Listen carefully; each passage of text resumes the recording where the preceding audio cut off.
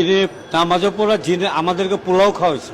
কেউ যদি অবিশ্বাস করে সে মুসলমানই না।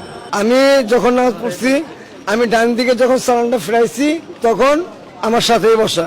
আমাদেরকে জিন ওই মুরগি পোলাও খাওয়াইছে।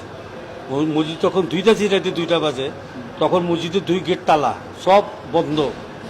তখনই একটা বলে বোধে গরম গরম মোরগ পোলাও স্টিলের স্টিলের প্লেটের মধ্যে আইনা রেখে কেটে দিয়ে গেছে।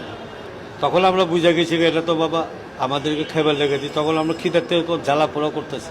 তো মনে হয় অনেক মুসল্লি আছে যে ভয় পায় না, তারা সাহস করে আল্লাহর কাতারে নামাজ পড়ে, তারা তাদের কোনো সমস্যা হয় না। আমাদের একটা ইমাম সাহেব ছিল আমাদের ছোট থাকতে, উনি জিনকে পড়াইতো। ওনার কাছে অনেক জিন এসে পড়তো, বাচ্চারা জিন, তারপরে ধরাও পড়ছে।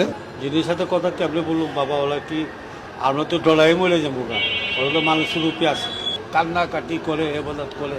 যার কপাল ভালো সেই দেখে, আর যার কপাল সে দেখে না। যে কোনো এলাকার যে কোনো প্রান্তে জিজ্ঞেস করবেন, প্রধান ঢাকা চিনিটুকরা মসজিদ এক নামে পরিচিত।